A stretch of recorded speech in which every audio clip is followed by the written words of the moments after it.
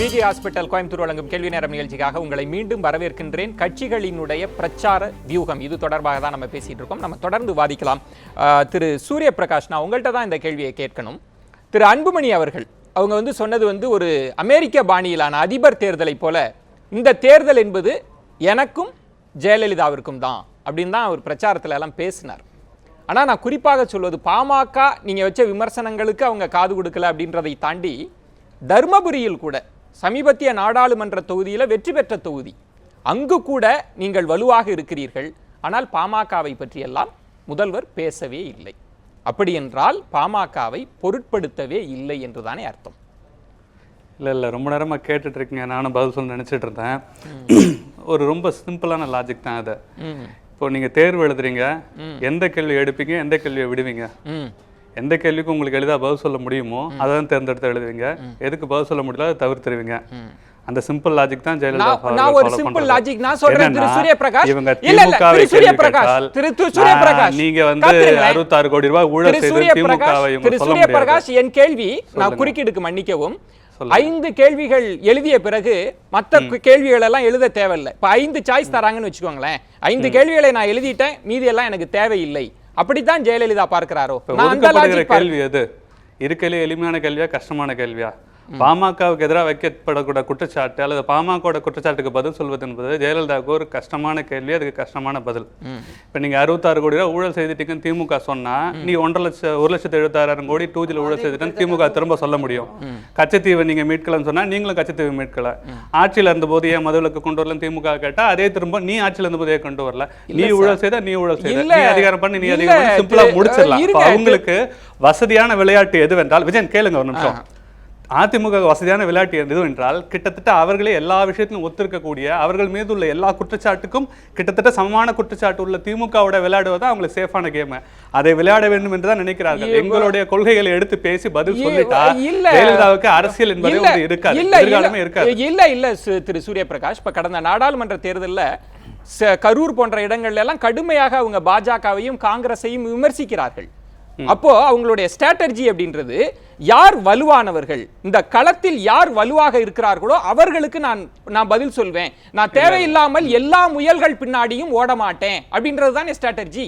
இல்ல ரொம்ப தெளிவான விஷயம். ஜெயலலிதா என்ன அந்த காலத்துல இருக்காங்க, சின்னங்களை கட்சிகளை பார்த்து மட்டுமே மக்கள் வாக்களித்த காலங்கள்ல இருக்காங்க கிடையாது. மக்கள் கொள்கையை பார்த்து வாக்களிக்கிறார்கள். கொள்கை அதுவும் ஜெயலலிதாவுக்கு தெரியும் தான் நினைக்கிறேன். கொள்கையை எடுத்து பேச ஆரம்பிச்சா அதிமுக மொத்தமா அவுட் ஆயிரும். அவங்க என்னன்னா அவங்களுக்கு வசதியான திமுக எடுத்து பேசுறாங்க. அப்போ இலவச கல்வி என்பதை திமுக பேசல. இப்போ அவங்க அந்த கேள்வி அதிமுக கேட்க முடியாது. அப்போ திமுக விமர்சனம் பண்ணலாம் துணிச்சலா, பதில் கேள்வி வராதுன்னு தெரியும். கேள்வி வந்தாலும் அவங்க திமுக பண்ண ஊழலை சொல்லி அவங்கள தாக்கிடலாம். அதனால வசதியா திமுக தான் அவங்க விளையாட்டை கூப்பிடுறாங்க. இலவச மருத்துவமா இருக்கட்டும், அது திமுக செய்யாது. அப்ப அவங்கள சொல்லலாம். நாங்க முதல் கேளுங்க விஜய், விளக்கத்தை உள்வாங்கிருங்க. என் கேள்விக்கு ஒரே ஒரு குறுக்கீடு நான் உள்வாங்கிட்டேன் திரு சூரிய பிரகாஷ். நீங்க சொன்னது புரிஞ்சிருச்சு, நீங்க சொன்னது எனக்கு புரிஞ்சிருச்சு சூரிய பிரகாஷ். என் கேள்வி இல்லங்க, என் கேள்விக்கு வாங்க திரு சூரிய பிரகாஷ். பாக்குறாங்க ரொம்ப எளிதான கேள்வி. நான் கேட்கக்கூடிய கேள்வி கடினமான கேள்வி. எளிதான கேள்விக்கு நீங்க பதில் சொல்ல வேண்டாம், கடினமான கேள்வி சொல்லுங்க. தேர்ந்தெடுத்துக்கிறோம். கேளுங்க. மக்கள் நல கூட்டணியோ பாஜகவோ கூட உங்களை விமர்சிக்கல, உங்கள் பாணியில. அப்ப அவங்களும் உங்களை புறக்கணிச்சிட்டாருங்கன்னு சொல்லலாம். ஜெயலலிதாவுக்கு இருப்பது அரகன்ஸ் அல்ல. ஜெயலலிதா அதிகாரத்தில் ஜெயலலிதா ஆடல.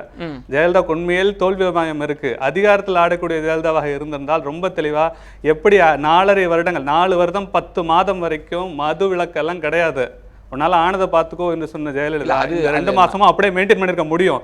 தோல்வி பயத்தினால்தான் ஒரு திட்டங்களா மாத்தி, எப்படி திமுக பயத்தினால இலவச கல்வி ஜெயலலிதாவுக்கு இருப்பது அரகன்ஸ் அல்ல, பயம். அதனால்தான் பாமகவை எதிர்க்காமல் ஜெயலலிதா தப்பித்து ஓடுகிறார். இல்ல அவங்க பாமகவை மட்டுமல்ல, பாஜகவிடமும் அதிகமாக அவங்க பதில் சொல்லல. மக்கள் நல கூட்டணி தேமுதிக கூட்டணிக்கு அவங்க பதில் சொல்லல. இந்த தளத்துல புரிஞ்சுதான் நம்ம பேச வேண்டியிருக்கிறது. திரு சமரசம் வருவோம் திரு சமரசம் அவர்கள் இதுல ரொம்ப முக்கியமாக, நீங்க 3வது அணி திமுக போயிடுச்சு, 3வது இடத்துக்கு போயிடுச்சு அப்படின்னு பல கட்சிகள் சொன்னாங்க. பாஜக, மக்கள் நல கூட்டணி, பாமக எல்லாம் சொன்னிச்சு. ஆனா நீங்க மட்டும் ஒத்துக்கல, 2வது இடத்தில் தான் திமுக இருக்கிறது. அதாவது அன்புமணி நண்பர் பேசினாரு, சுகாதாரத்துறை அமைச்சராக அவர் ஒரு முகம் தான் இருந்தார், அன்புமணி. அவர் கீழே கேத்தான் தேசாயின்னு இருந்தார், அவர் அந்த கவுன்சிலினுடைய இவர். அவர் வீட்டில் போய் சிபிஐ சோதனை பண்ணி 2500 கோடி எடுத்திருக்காங்க. அவன் 1500 கிலோ தங்கம் எடுத்திருக்காங்க, பிடிச்சிருக்காங்க. சரி, ஒருத்தங்கர்கிட்ட பிஏ இருந்தவங்கிட்டே இந்த அளவுக்கு எடுத்தா இவர்கிட்ட எவ்வளவு இருந்திருக்குன்றது இத நீங்க ஏன் பரப்புரையில சொல்ல மாட்டீங்க? ஏன் சொல்றமே இல்ல, பரப்புரையில முதல்வர் ஏன் பேசல? பாமகவை இந்த கேள்வியை நீங்க பரப்புரையில பேசி இருந்தீங்கன்னா அது சரியா இருந்திருக்கும். ஆனா நீங்க திமுகவை மட்டும் தானே பேசுறீங்க.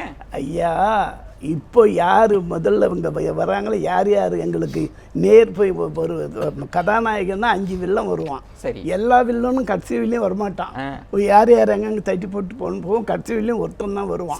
அவன் வந்தால் முடிச்சாக்கா அவன் திருந்துவான் அல்லது இறப்பான், கதை முடிஞ்சிடும். அதான் சினிமா. இந்த அரசியல்ல யார் யார் எங்கெங்க வராங்க, எந்த அளவுக்கு வராங்கன்றது தான் பொறுத்து. இவர் எவ்வளவு தூரம் வந்திருக்கிறாருன்னு தான் பொறுத்து. நான் ஒரே ஒரு சமரசம், நீங்க தெளிவா சொன்னீங்க. கேளுங்க, இப்ப முதல்ல திரைப்படங்கள் பாணியிலே கேட்கிறேன். முதல்ல சாதாரண வில்லன் வருவாங்க. ஆமா, கிளைமேக்ஸ்ல தான் சூப்பர் வில்லன் வருவாரு. ஆமா, ஒருவேளை மக்கள் நல கூட்டணி பாஜக எல்லாம் சூப்பர் வில்லன், திமுகன்றது சாதாரண வில்லன். இப்ப முதல்ல விமர்சிச்சுட்டு தேர்தல் நெருங்குகிற போது அவர்களை விமர்சிப்பீங்களோ? அதாவது யார் எந்த அளவிற்கு பொதுமக்கள் மத்தியிலே வேகம் காட்டுகிறார்களோ, அந்த வேகம் பொதுமக்கள் மத்தியிலே எந்த அளவிற்கு ஏற்படுகிறதோ அதை பொறுத்து எங்களுடைய வேலை இருக்கும். சரி, நான் வியூகத்தை தெரிந்து கொள்வதற்காக நீ அந்த கட்சியை ரெப்ரசென்ட் பண்றதுனால ஏன் மக்கள் நல கூட்டணி பாஜக குறிப்பாக அமித்ஷாலாம் கடுமையான குற்றச்சாட்டு, நாங்க கொடுக்குற நிதியை நீங்க சரியா பயன்படுத்தலைன்ற குற்றச்சாட்டுக்கு கூட நீங்க ஏன் பதில் சொல்ல? இல்லை, அவருக்கு நேற்று தான் சொல்லியிருக்காரு, நாளைக்கு பதில் கிடைக்கும். முதலமைச்சர் பேசுவார். அவங்க எப்ப சொல்லியிருக்காருன்னு இருக்குது. அவர் சொல்றது பிறகு அவருக்கு அம்மா சொல்லணும்னு இல்லை, நாங்களே கேட்போம். இல்ல, அந்த இடம் தான் எனக்கு பிரச்சனை. முதலமைச்சர் யாரை குறிப்பிடுகிறார்ன்றதுதான் எனக்கு கேள்வி. அந்த இடம் தான் நான் விவாத பொருளாக மாற்றிருக்கேன். பாருங்க, எல்லாரையும் எதிரி செஞ்சு பார்க்கணும்னு அவசியமே கிடையாது. சிலது தள்ளிட்டு போலாம், பொருட்படுத்த வேண்டிய அவசியம் இல்லாம இருக்கலாம். பாஜக இல்ல எந்த மத்திய மந்திரிகள் குற்றச்சாட்டு, எந்த குற்றச்சாட்டோ பொருட்படுத்தல. ஏங்க 7 மந்திரிங்க ஆதரவா பேசுறாங்க. இந்த கட்சி தமிழ்நாட்டில் இருக்கிறதுக்கு இத்தனை 10 பரிசு கொடுத்தா அதுல 8 பரிசு எங்களுக்கு கொடுத்துருக்காங்க. அதெல்லாம் என்ன கொடுக்கப்பட்டதா வாங்கப்பட்டதா வேற எதுனா விஷயம்? அப்படிப்பட்ட ஒரு அரசினுடைய மந்திரிகள் ஒரு குற்றச்சாட்டை முன்வைக்கிற போது தேர்தல் ஏங்க இது இல்லை. ஜவடேகர் எங்க எத்தனை காலம் பாத்தீங்க அப்படி ஒரு அமைச்சர் இருந்தது நமக்கு தெரியுமா? அதுதான் அமைச்சர் பேரை நீங்க சொல்லுங்க பாப்போம். அதுதான் எனக்கு தெரியுங்க, சொல்லுவோம் வேண்டாம். அதுல அந்த முயற்சியில இல்ல, அது வேண்டாம். என் கேள்வி என்பது நான் இப்படி புரிஞ்சுக்கலாமா சுருக்கமாக? நீங்க திமுகவை மட்டும் எதிரியாக பார்க்கிறீர்கள்? இல்லை, எதிர்த்து நிற்கக்கூடிய அத்தனை பேரும் எதிரிகள் தான். ஏன் அப்ப விமர்சனம் மட்டும் துலக்கமாக துல்லியமாக திமுகவின் மீது இருக்கிறது? அதுதான் என் கேள்வி. அதுதான் விவாதமே இன்னைக்கு. அங்க என்ன விஷயம்னா, மக்களுக்கு நேரடியாக தெரிந்தவர்கள் இந்த 2 பேரும். யாராரு? திமுக, அண்ணா திமுக. சரி, மக்களுக்கு போய் சேர்ந்தது நன்மையும் தீமையும். சரி, இவர் 2 பேரும் ஆட்சி செஞ்ச காரணத்தினால இவர் சொல்ற குற்றம் அவரு சொல்ற குற்றம் எல்லாம் போய் சேர்ந்தது. அந்த குற்றத்தின் ஏன்னா எப்பவுமே வருஷம் ஒரு எலெக்ஷன் வந்தா ஒரு திரைக்கதை வசனம் எழுதிடுவார் கருணாநிதி. நம்ம தனிப்பட்ட விமர்சனமாக அரசியலே அங்க அவர் எழுத அப்படித்தான். நீங்க ஒவ்வொரு எலெக்ஷன்ல ஒவ்வொன்றும் அவுத்து விடுவார். தலைவர் இதா இருக்கிறாருன்னா, அமெரிக்காவில் இருக்காருன்னா அவர் செத்து போயிட்டாருன்னு அறிக்கை விடுறார். கலந்ததுல நான் வியூகம் தொடர்பாகத்தான் திரு சரவணன் உங்களிடம் ஒரே ஒரு இதுதான். திரு ஸ்டாலின் அவர்களினுடைய பதிலுரை, அவங்களுடைய பரப்புரை எல்லாம் பார்க்கிறப்ப அவரும் அதிமுகவை தான் டார்கெட் பண்ணி பேசுறார், விமர்சிக்கிறார். பாமகவோ மக்கள் நல கூட்டணியோ யாருக்கும் பதில் சொல்லலை. நீங்க ஒரு இடத்துல சொல்றீங்க எங்களையும் அதிமுகவையும் ஒரே தட்டுல வச்சு விமர்சிக்காதீங்க, பார்க்காதீங்க அப்படின்னு. குறிப்பாக திரு ஸ்டாலின் அவர்கள் ஜெயலலிதா பாணியிலான பரப்புரை வியூகத்தையே வகுக்கிறாருன்னு புரிஞ்சுக்கலாமா? இல்லை, அதாவது இது ஏற்கனவே நம்ம பலமுறை சொன்ன விஷயம்தான். அதாவது இந்த தேர்தலின் மையப்புள்ளி பைவட்டல் பாயிண்ட் என்னன்னு சொல்லி பார்த்தோம் அப்படின்னா, இந்த அதிமுக அரசு இருக்க வேண்டுமா இருக்கக்கூடாதா? இருக்க வேண்டும் என்பவர்கள் அதிமுக அரசுக்கு ஓட்டு போடுவாங்க. இந்த அதிமுக அரசை அகற்ற வேண்டும் என்று நினைப்பவர்கள் என்ன பண்ணுவாங்கன்னா இதுக்கு வயபிள் ஆல்டர்னேட்டிவ் என்ன அப்படின்னு சொல்லி பார்ப்பாங்க. இதுக்கு வயபிள் ஆல்டர்னேட்டிவ், கிரெடிபிள் ஆல்டர்னேட்டிவ் எதுன்னு பார்த்தா டிஎம்கே. இப்போ எந்த கட்சி வந்து இந்த அதிமுக அரசை ஆட்சி ஒரே ஒரு நிமிஷம் அதோட சேர்த்து இணைச்சுக்குங்க. இல்ல ஒரு நிமிஷம், இதை வந்து ஆட்சி கட்டிலிருந்து அகற்றக்கூடிய திறமை எந்த கட்சிக்கு இருக்கு? இதற்கு முன்னால் யார் அதை செய்து காட்டியிருக்கிறார்கள்?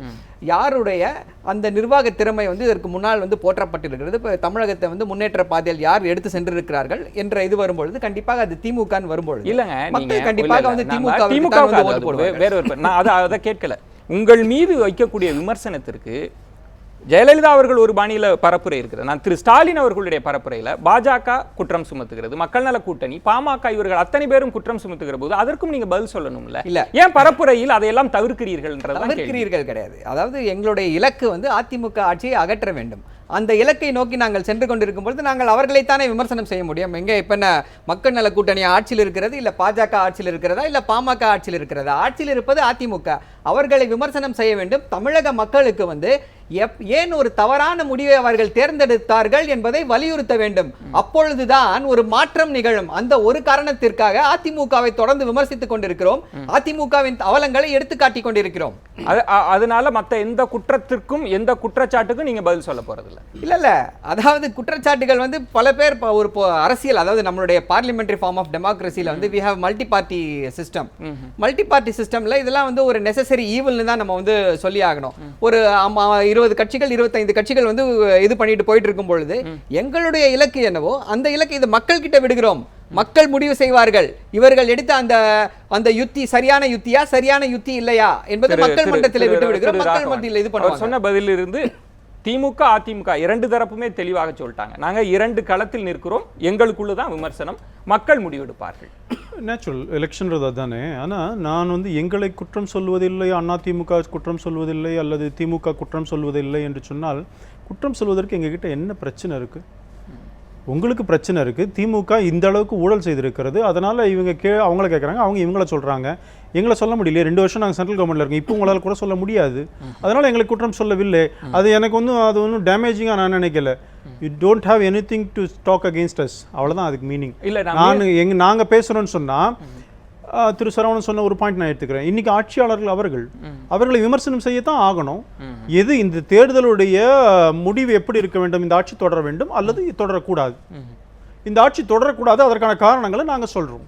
அப்படி சொல்லும் பொழுது நீங்கள் நினைப்பது போல அதுக்கு ஆல்டர்னேட் திராவிட முன்னேற்ற கழகம் அல்ல, மத்தியிலே நல்ல ஒரு ஆட்சியை கொடுத்துக்கிற பாரதிய ஜனதா கட்சி ஆட்சி தமிழ்நாட்டிலும் வரணும், இப்படி நாங்கள் சொல்றோம்.